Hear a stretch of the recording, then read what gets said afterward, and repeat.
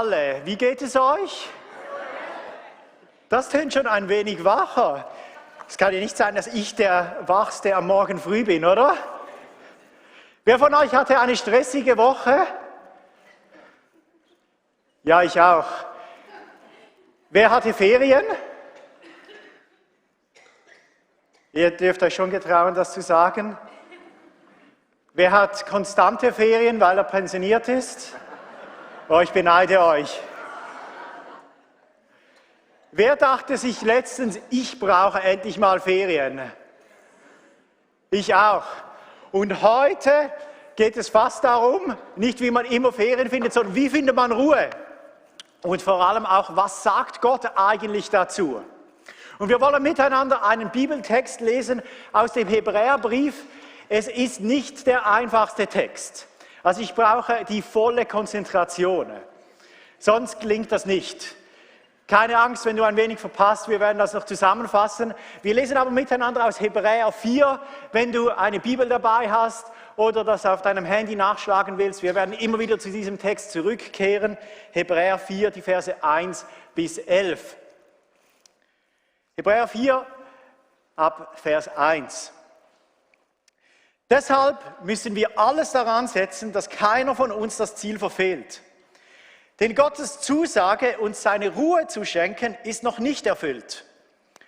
Auch uns gilt ja diese gute Botschaft, die Gott unseren Vorfahren gab. Ihnen freilich nützte dies nichts, denn sie haben Gottes Zusage zwar gehört, aber sie vertrauten Gott nicht.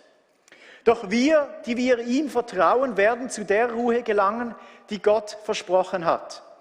Gott hat gesagt, in meinem Zorn über ihren Unglauben habe ich geschworen, niemals sollen sie das verheißene Land kommen, nie die Ruhe finden, die ich ihnen geben wollte. Und das sagte Gott, obwohl es diese Ruhe von allem Anfang an gab, als Gott die Welt geschaffen hatte. Es heißt auch vom 7. Schöpfungstag, nachdem Gott alles geschaffen hatte, ruhte er am 7. Tag von seiner Arbeit. Dennoch schwört Gott, niemals sollen sie in das verheißene Land kommen, nie die Ruhe finden, die ich ihnen geben wollte. Das bedeutet, Gottes Angebot, uns seine Ruhe zu schenken, besteht auch heute noch. Zuerst galt dieses Versprechen ja unseren Vorfahren, doch sie haben seine Erfüllung nicht erlebt, weil sie sich Gottes Willen widersetzten. Darum hat Gott einen neuen Tag festgesetzt, an dem er sein Versprechen erfüllen will. Dieser Tag heißt heute. Lange Zeit nach seiner ersten Zusage ließ er durch den König David sagen, heute, wenn ihr meine Stimme hört, dann verschließt eure Herzen nicht. Hätte Josua unsere Vorfahren tatsächlich in die Ruhe hineingeführt, würde Gott später nicht von einem anderen Tag sprechen. Gottes Volk erwartet also bis heute die Zeit der Ruhe, den wahren Sabbat. Wer zu dieser Ruhe gefunden hat, wird von aller seiner Arbeit ausruhen können, so wie Gott am 7. Schöpfungstag von seinen Werken ruhte. Darum lasst uns alles daran setzen, zu dieser Ruhe Gottes zu gelangen, damit niemand durch Ungehorsam das Ziel verfehlt. Unsere Vorfahren sind uns darin ein warnendes Beispiel. Soweit mal der Bibeltext. Wer war bis zum Schluss dabei? Ganz ehrlich, ich weiß nicht, wie viel Mal ich den Text lesen musste, bis ich ihn wirklich verstand. Es ist ja irgendwie so vielschichtig, oder? Da redet man über Ruhe, über Schöpfung, dem Volk Israel, den Himmel, über heute. Und dass man da den Überblick behält, ist gar nicht so einfach. Ich weiß nicht, ob Gott uns das einfach zutraut zu verstehen oder ob der Autor selbst ein wenig da hin und her schwankte, so wie wir das als Prediger manchmal machen. Ich weiß es nicht. Aber es gibt hier eine kurze Zusammenfassung für alle diejenigen, die vielleicht noch nicht alles verstanden haben. Der Text redet von 4 verschiedenen Ebenen, wo es um Ruhe geht. Und wir beginnen bei der Schöpfung. Gott nämlich hat Ruhe erfunden. Also wenn wir bei irgendjemandem lernen sollten, wie Ruhe geht, dann bei Gott selbst. Weil es heißt, am 7. Tag, er ruhte von seinen Werken. Also Gott selbst ruhte am 7. Tag der Schöpfung, bevor wir alle da waren. Gott selbst ruht und er möchte, dass wir selbst auch einmal teilhaben können an dieser göttlichen Art von Ruhe. Damit beginnt es mal und dann geht es aber weiter zum Volk Israel. Das Volk Israel nämlich, bekam vor etwa 3.500 Jahren, bekam es von Gott ein Versprechen. Wir finden das Original dieses Versprechens im 2. Mose 33. Und da heißt es, Gott sprach, mein Angesicht soll euch vorangehen und ich will dich zur Ruhe führen. Gott versprach dem Volk, das aus Ägypten kam, dass er es zur Ruhe führen wollte. Da ging aber einiges schief, wir werden noch darüber reden. Die irrten 40 Jahre lang in der Wüste umher, alles andere als Ruhe. Und als sie ankamen unter der nächsten Generation im versprochenen Land, da erlebten sie, dass sie eigentlich nicht das gefunden hatten, was sie sich erhofft hatten. Offenbar sprach Gott also nicht nur von einer Ruhe damals, sondern er spricht von einer nächsten Ebene. Diese nächste Ebene, das wäre die dritte, sind wir heute. Das ist die Zeit der Kirche, die Zeit der Gemeinde. Es sollte nämlich eine neue Zeit anbrechen mit dem Messias, der kommen sollte, wo man es besser machen sollte wie die Israeliten damals.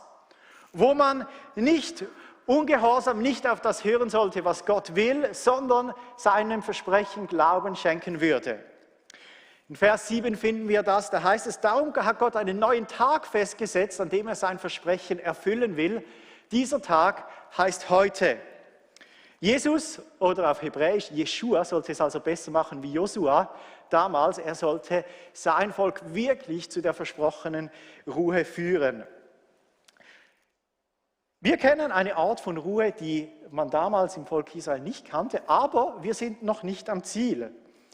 Es gibt auch nämlich eine vierte Ebene und die Ebene, die erwartet uns noch. Das ist die Ebene des Himmels. Wir sind noch nicht am Ziel. Manchmal sind wir uns dessen mehr und weniger bewusst, aber wir sind noch nicht ganz da. Wir sind noch nicht in die endgültige Ruhe Gottes eingegangen.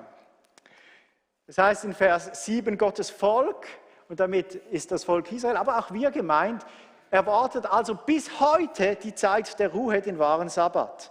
Wer zu dieser Ruhe gefunden hat, wird von aller seiner Arbeit ausruhen können, so wie Gott am 7. Schöpfungstag von seinen Werken ruhte. Und so schließt sich der Bogen von der Schöpfung zu dem, was uns im Himmel erwartet. Das ist so die Kurzversion. Ich hoffe, das hat so ein wenig geholfen, den Bogen zu sehen. Und wir möchten so ein paar Gedanken aus diesem Bogen von Ruhe miteinander vertiefen. Und der erste, offensichtlichste Gedanke ist, Gott möchte uns Menschen Ruhe schenken. Dreh dich mal zu deinem Nachbar und sag ihm, Gott möchte dir Ruhe schenken.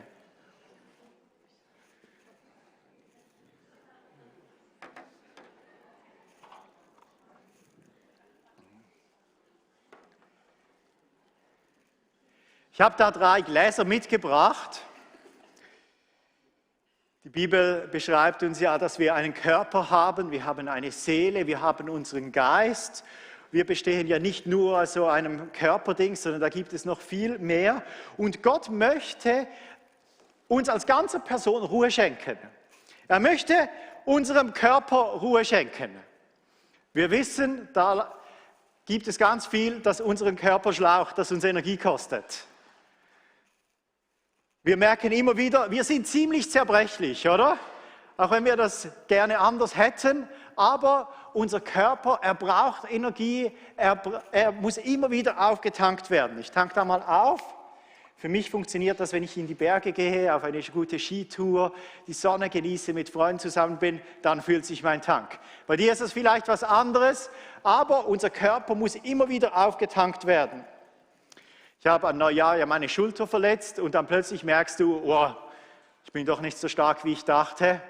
Und auch wenn alles läuft, man merkt, man wird älter und älter. Unsere Körper, bei niemandem wird es besser und besser, oder?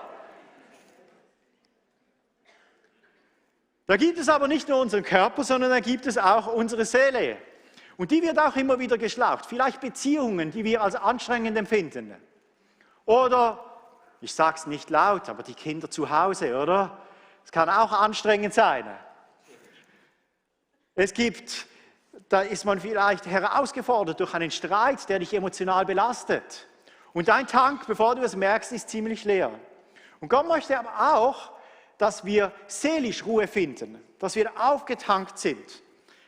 Ich weiß nicht, wie bei mir läuft das zum Beispiel mit guten Gesprächen. Wenn ich mit Freunden zusammen bin und mich wirklich verstanden fühle, da geht mein Tank hoch. Was mich am meisten auslaugt, ist Streit in den nächsten Beziehungen. Wenn ich mit meiner Frau streite, dann leidet meine seelische Energie enorm darunter. Und drittens gibt es ja auch noch unseren Geist, oder? Wir sind herausgefordert, auch in unserem Geist. Vielleicht wartest du auf Gottes Antwort oder Reden in einer Sache und dein Geist, dein Muskel wird strapaziert. Und du merkst, das kostet mich Energie. Du trägst jemanden durch, du betest für jemanden und es kostet dich Energie. Du vertraust Gott in schweren Umständen und dein Geist wird belastet. Und du merkst, die Energie ist vielleicht nicht so, wie ich mir das wünschte. Für mich waren die 21 Tage Gebet so ein Auftankmoment. Vorher, nachher ein Riesenunterschied, wie mein Geist gestärkt war. Meine geistliche Energie wurde ganz neu erneuert. Und Gott weiß, wir alle, wir sind nicht nur zum Leisten da, sondern wir brauchen auch Ruhe. Es braucht Auftanken, Auffüllen, Ausruhen. Wir alle brauchen Ruhe. Und das Gute ist, Gott möchte uns Ruhe schenken. Gott weiß, dass wir das brauchen. Er kennt uns, er hat uns geschaffen und er weiß, dass wir das brauchen. Als ich das mal nicht tat, eine Phase lang in meinem Leben, da habe ich von Matthias so einen lieben Hinweis bekommen und er hat mir gesagt, Joel, auch als Pastor, du bist der beste Pastor, wenn du glücklich bist, wenn du aufgetankt bist, wenn du eine Reserve hast an Kraft und Energie und auch an emotionaler Stärke. Als er mir das sagte, merkte ich, das war Gott, der zu mir sprach. Ich habe mir das sofort aufgeschrieben und dieses Post-it hängt bis heute an meinem Schreibtisch und erinnert mich daran, das Ideal, auch für uns stressigen Schweizer, ist nicht, dass unser Tank dauernd am Maximum geleert ist und wir es irgendwie noch über die Runden schaffen, sondern Gott möchte, dass wir einen ausgewogenen Lebensstil haben und langfristig das tun können, was Gott möchte für uns. Und wisst ihr warum? Darum hat Gott den Ruhetag erfunden. Darum gibt es, für die meisten ist es der Sonntag, für mich ist es der Montag, der Ruhetag. Und dieser Tag ist Gott unglaublich ernst. Das allererste Mal, dass in der Bibel etwas heilig genannt wird, da geht es um den Sabbat. Bevor irgendwas anderes heilig war, spricht er, das ist der Ruhetag und der soll euch heilig sein. Der ist speziell, der ist anders und der ist Gott unglaublich wichtig.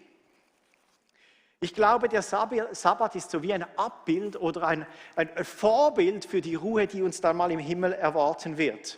Und da gibt es so im Griechischen ein spannendes Wortspiel für die Nerds unter euch im Text drin.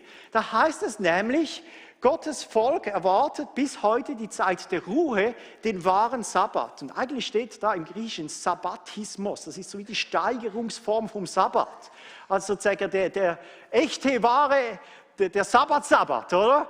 Der ist doch nicht da, der echte Ruhetag, der ist im Himmel. Wir werden langfristig nur auch das tun können, was Gott für uns will, wenn wir uns an dieses Gebot des Ruhetags halten. Wenn wir einen Tag haben, wo unser emotionaler, unser körperlicher und geistlicher Tank gefüllt wird. Hast du dich schon gefragt, wieso der Gottesdienst am Sonntag ist? Weil du geistlich auftanken kannst an dem Tag der Ruhe. Das gehört auch dazu. Jesus selbst lebte das auch vor mit seinen Jüngern. Er hat nicht nur Wunder getan, gelehrt und die Jünger begleitet. Immer wieder heißt es auch, er zog sich zurück mit seinen Jüngern. Die wollten weitermachen. Jesus sagte, wir ziehen uns zurück, wir tanken mal auf. Die Frage, die wir uns stellen müssen, ist da, wie sieht es mit unserem Tank so aus? Wie sieht es bei dir aus? Wie ausgewogen ist dein Lifestyle? Wie gut hältst du dich an diesen Ruhetag, den Gott dir verordnet hat? Wie gestresst bist du? Wie oft sagst du, ich muss doch schnell was machen? Wann hattest du das letzte Mal eine längere Phase der Regeneration, wo du auftanken konntest? Gottes Absicht für uns geht aber tiefer, als so einen ausbalancierten Lifestyle zu haben. Und Gottes Ziel für uns ist auch nicht nur, ich sage jetzt mal so körperlich fit, emotional fit, stark durchs Leben zu kommen und wie das Volk Israel damals das Leben im versprochenen Land zu genießen, bei uns in einem Eigentumshaus mit schöner Aussicht in der Schweiz. Gottes Absicht für uns geht viel weiter, auch wenn es um die Ruhe Gottes geht.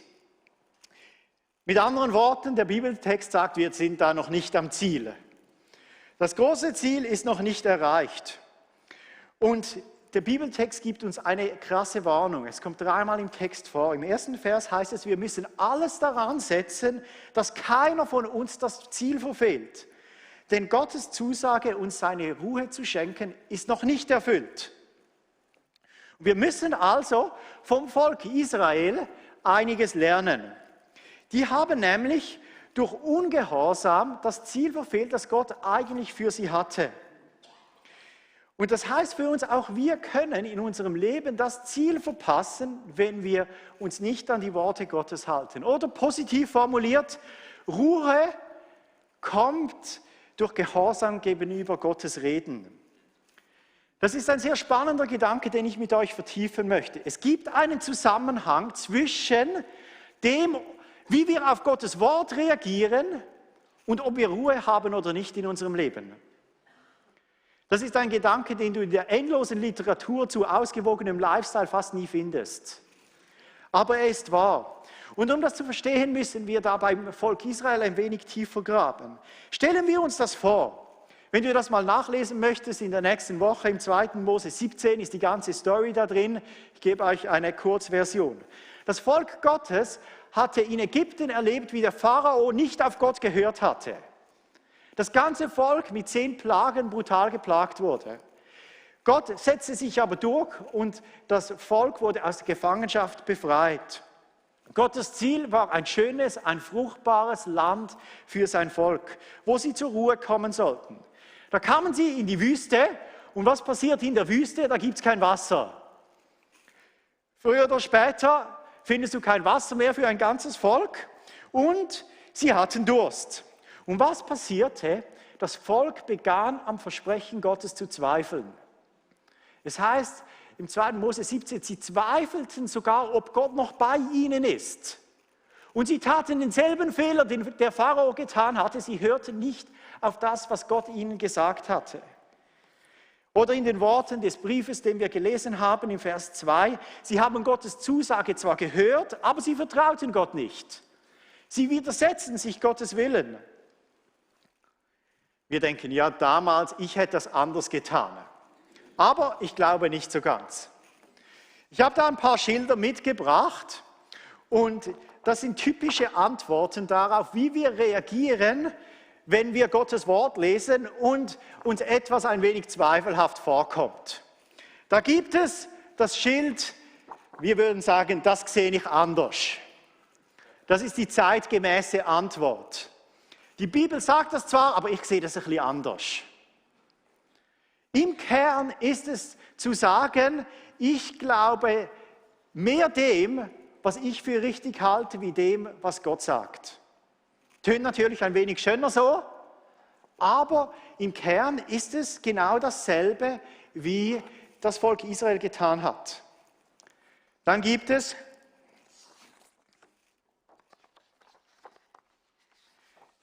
das Schild, ich vertraue dir nicht, ich vertraue dir nicht. Du liest etwas in der Bibel und weißt, ja, es stimmt eigentlich schon. Aber im Kern kennst du Jesus zu wenig, um ihm auch in dieser Sache das Vertrauen zu schenken. Das ist ein Vertrauensstatement, wo es uns fehlt an dem, dass wir Jesus sagen können, ich vertraue dir auch in Dingen, wo ich vielleicht persönlich herausgefordert bin. Dann gibt es das Schild, wirklich? Das ist versteckter Zweifel. Du zweifelst an dem, ob Gott das wirklich gesagt hat. Und anstatt an deiner eigenen intellektuellen Fähigkeiten, deinem Verständnis zu zweifeln, zweifelst du an Gott. Hat er das wirklich gesagt? Du kannst auch so tun, als ob er es nie gesagt hat, aber es steht ja immer noch so da. Er hat es immer noch gesagt, aber du zweifelst. Gott warnt uns. Alle diese Antwortmöglichkeiten, ich habe schon alle bei mir mal beobachtet, wenn du dich ertappt gefühlt hast, mir geht es auch so, sind aber im Kern dasselbe, wie das Volk Israel getan hat. Und die Warnung ist schon krass. 3-mal, ich habe es euch hier mitgebracht, Vers 1, 7 und 11. Wir müssen alles daran setzen, dass wir das Ziel nicht verpassen. Wenn wir Gottes Stimme hören, verschließen wir unsere Herzen nicht. Lasst uns das Ziel nicht durch Ungehorsam verfehlen. Gott möchte also, dass wir, wenn wir seine Stimme hören, das ernst nehmen und ihm Vertrauen schenken und nicht den Fehler machen, den das Volk Israel getan hat. Was passiert, wenn wir, ich sehe das anders, wirklich, ich vertraue dir nicht, zu unserer Reaktion im Herzen machen? Unser Gewissen beginnt uns anzuklagen. Wir können es verstummen lassen, das funktioniert, aber in ehrlichen Momenten kommt es zurück. Gottes Wort klagt uns an. Vielleicht liest du weniger in der Bibel, weil du merkst, das ist wie ein Spiegel, der mir meine Fehler vorhält. Und ich möchte das nicht mehr hören, ich halte das nicht aus. Es gibt Leute, die kommen deswegen nicht mehr in den Gottesdienst. Weil sie genau wissen, wenn ich in den Gottesdienst komme, dann höre ich, dass dieses Fehlverhalten bei mir falsch ist. Und sie machen einen Fehler, mit einem nächsten Fehler versuchen sie das wieder zu vermeiden. Aber Gottes Wort, das wäre dann in den nächsten Versen, es ist ein unbestechlicher Richter, es bleibt bestehen. Die Warnung ist sehr real und es beginnt damit, dass wir, wenn Gott zu uns spricht, dass wir ganz anders reagieren. Und ich habe da ein 4. Schild mitgebracht. Das fromme Wort, steht da drauf? Amen. Sagen wir mal miteinander Amen. Amen. Wisst ihr, was das bedeutet? So sei es. Mit anderen Worten, wenn Gott uns etwas sagt, unsere Reaktion sollte zu sagen Amen. Amen bedeutet zu sagen, ich stimme dir zu dem, was du sagst. Ich sage Ja dazu. Ich vertraue dir. Ich lasse mich auf das ein. Ich bin dabei. Amen ist die richtige Reaktion auf Gottes Wort zu uns. Und ich habe da, als ich die Predigt vorbereitet habe, habe ich mich an ein altes Lied erinnert. Das lief bei uns früher, als ich Teenager war. Manchmal haben wir das von der CD abgespielt und alle, die 60 plus sind, die kennen das vielleicht. Ich habe mir sagen lassen, dass das so ein richtiger Worship-Klassiker war zu der so Billy Graham-Zeit. Er war auch einer seiner Worship-Leiter und es bringt genau diesen Zusammenhang zwischen, wenn Gott spricht, sagen wir Amen, so auf den Punkt und wir wollen das miteinander kurz reinhören.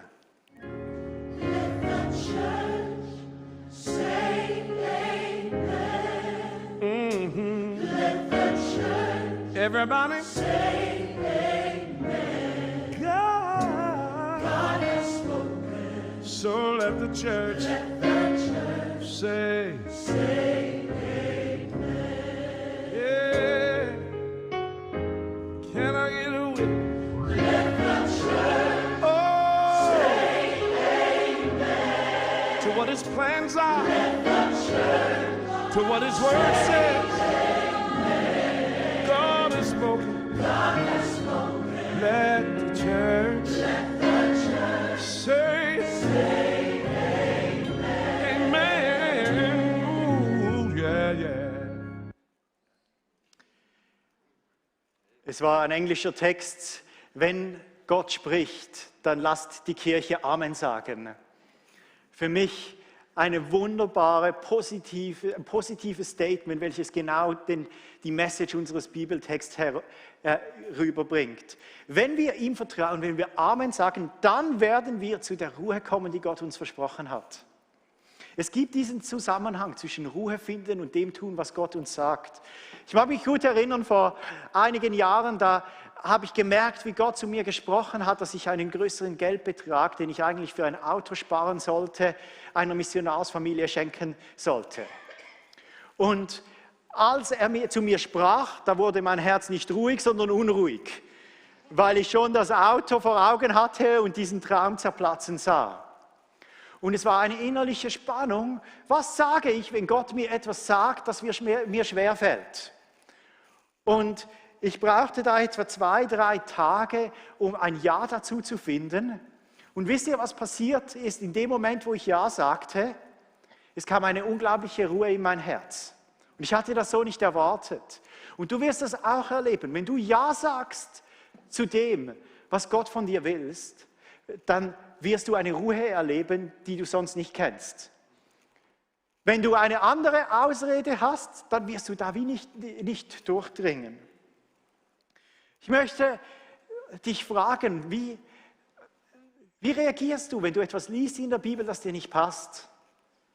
Gibt es da vielleicht Versprechen, die Gott dir gegeben hat, die du, sobald es noch nicht gepasst hat, wie beim Volk Israel, einfach so dich bei dir ausgelöst haben, dass du zu zweifeln begonnen hast?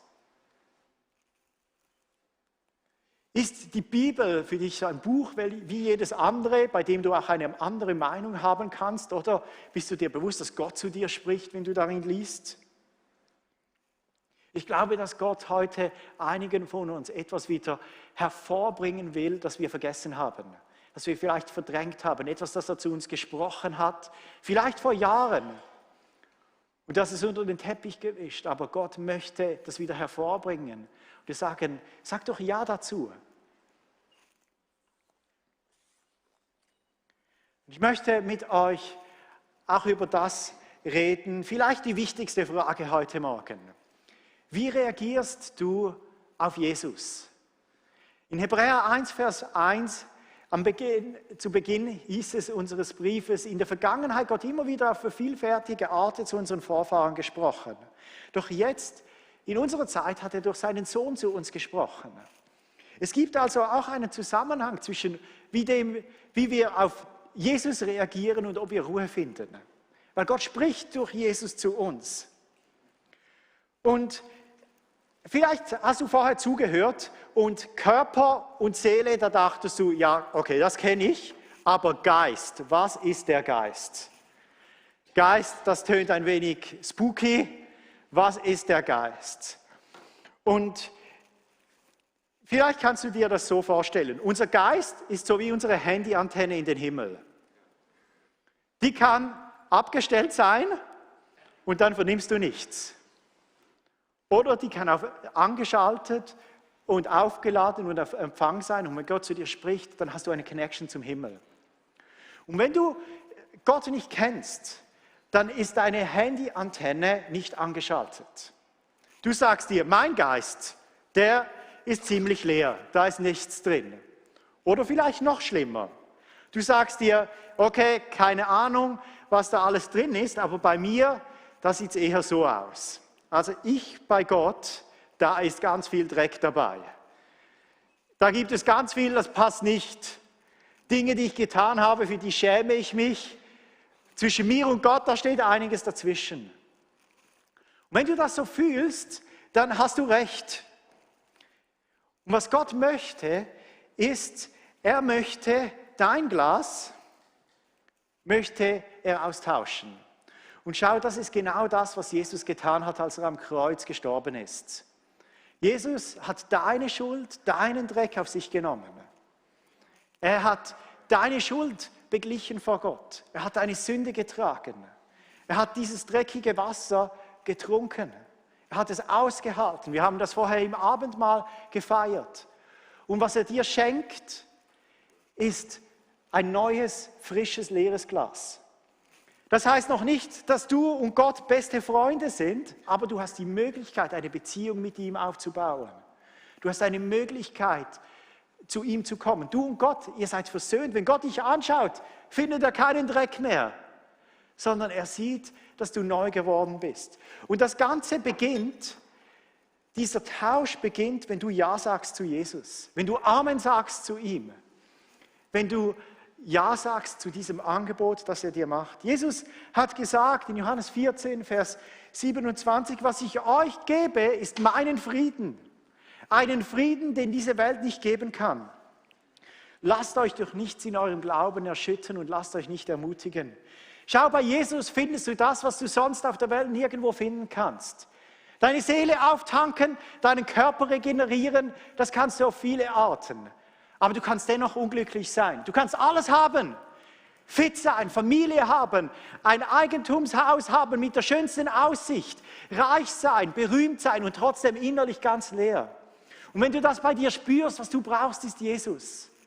Weil er kann dir einen Frieden geben, den du sonst nicht kennst. Einen Frieden, der ganz anders ist, der nichts mit deinem Körper oder deiner Seele zu tun hat, sondern mit deinem Geist. Und was du sagen musst, ist Ja sagen zu Jesus. Amen sagen. Sagen, Jesus, ich vertraue dir. Gehorche ihm. Tu das, was ihm gefällt. Sag ihm, ich bin dabei. Lass uns auch miteinander aufstehen.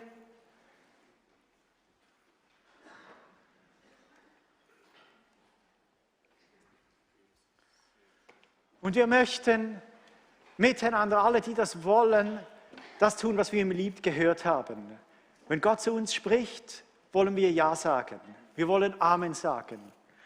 Und wenn du hier bist und du möchtest Ja sagen zu Jesus, du weißt aber vielleicht nicht, wie das geht, dann habe ich dir ein Gebet vorbereitet. Du siehst es eingeblendet. Wir werden das nachher miteinander beten, wenn du das möchtest. Das Gebet, es heißt, lieber Jesus, ich habe überall auf dieser Welt Ruhe gesucht, aber ich bin innerlich doch unruhig. Ich bin voller Schuld dir gegenüber. Ich weiß, mein Glas, es ist dreckig. Heute möchte ich Ja sagen zu dir. Vergib mir meine Schuld und reinige mein Herz. Schenke mir ein neues Leben und echte Ruhe. Von heute an möchte ich für dich leben, mit dir leben, nicht mehr ohne dich. Ich will mein ganzes Leben an deinem Wort orientieren.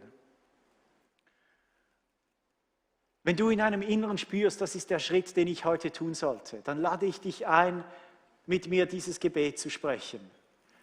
Wenn du das schon viele Male getan hast, tu es doch wieder. Sag ihm wieder Ja. Sag Jesus, auch heute möchte ich wieder Ja sagen zu dir. Lass uns unsere Augen schließen und ich werde Satz für Satz vorbeten. Wenn du das möchtest, darfst du heute Morgen mit mir mitbeten. Und einfach Satz für Satz so nachbeten. Lieber Jesus, ich habe überall auf dieser Welt Ruhe gesucht. Aber ich bin innerlich unruhig. Ich bin voller Schuld dir gegenüber. Ich weiß, mein Glas, es ist dreckig. Heute möchte ich Ja sagen zu dir. Vergib mir meine Schuld. Reinige mein Herz. Schenke mir ein neues Leben und echte Ruhe. Von heute an möchte ich nie mehr ohne dich leben. Ich will mein ganzes Leben an deinem Wort orientieren. Amen. Wenn du da Amen gesagt hast zu diesem Gebet, es ist vielleicht der wichtigste und schönste Moment in deinem Leben. Jesus schenkt dir Vergebung für alles, was du getan hast. Er hat alles, was du falsch getan hast, hat er auf sich genommen, als er für dich gestorben ist. Er hat deine Schuld vor Gott beglichen. Du kannst dir sicher sein, zwischen dir und Gott, da steht nichts mehr. Jesus hat dich mit dem Vater im Himmel versöhnt.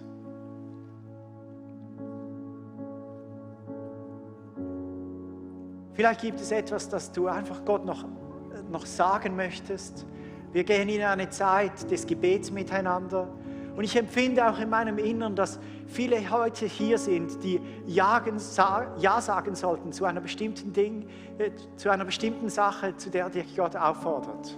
Du weißt es genau in deinem Herzen, worum es geht. Während dem nächsten Lied, du kannst das an deinem Platz tun, in einem Gebet hier Gott Ja sagen. Du kannst auch nach vorne kommen beim Kreuz oder im kleinen Saal vor der Leinwand werden auch Leiter unserer Kirche sein, die gerne mit dir beten. Vielleicht hast du einfach eine Not, die du mit jemandem teilen möchtest. Oder du hast vorher dieses Gebet mitgebetet, hast aber keine Ahnung, was das bedeutet und was das für dich jetzt heißt. Du darfst gerne zu jemandem nach vorne kommen. Wir möchten gerne mit dir beten, die Last mit dir teilen.